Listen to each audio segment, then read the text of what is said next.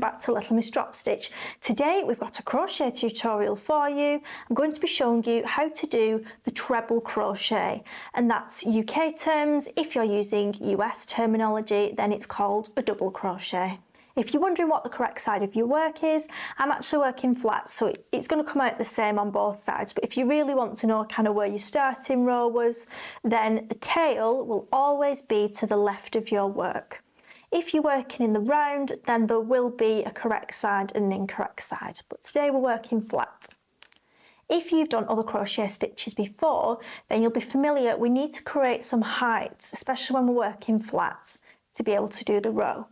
So with treble crochet, this calls for 3 chains at the start of each row. So yarn around your hook, pull through, 3. So you've 2 options here.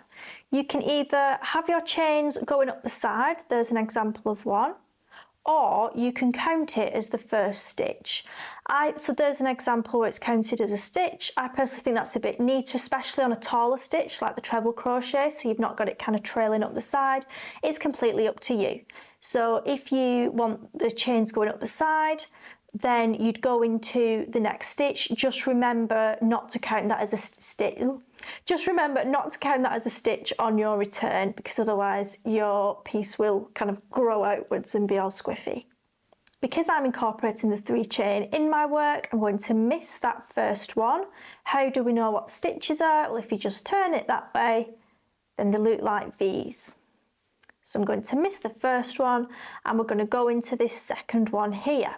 Compared to the double crochet or single crochet if you're in the US, this treble crochet has a little extra step before we go into the stitch, and this is what gives it that great amount of height. So yarn around your hook, and then we can go into the stitch. Yarn around the hook again, pull over that stitch, yarn around the hook again, pull through 2 loops, yarn around the hook again, and pull through 2 loops. And see, we've got a stitch with a lovely amount of height. So we'll do the next one. Yarn around the hook, yarn around the hook again and pull through that stitch in the fabric, yarn around 2 loops, yarn around 2 loops. Okay, so 2 is the magic number here, so it's a 1, 2, 2. And you always, whenever you do any stitch with treble, you're always putting your yarn around the hook first. So that's arguably easier to remember. We'll have another go without me nattering. So that's a 1, 2, 2. I'll get to the end of this row and then we'll show you what to do for the next row.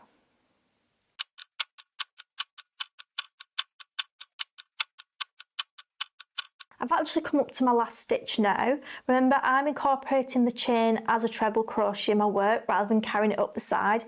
If you have carried it up the side, then this is what your kind of last stitch will look like. However, I've incorporated it. So yarn around my hook, and then I'm just going to work in the top of those chains. So even though usually it's a 2 because of the V, it's just that 1 loop. So I'll pull through 1. It's still the same, pull through 2, pull through 2. Now I can do another 3 chains.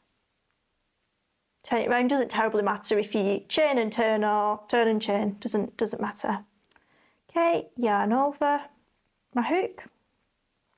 Then again, because I want to incorporate it, these 3 chains are part of my work, so I'm going to miss that first stitch and then go into the second. And so on, and that's how I'll carry on until I come to this bit here, and then I would do my final stitch in the top of that chain there.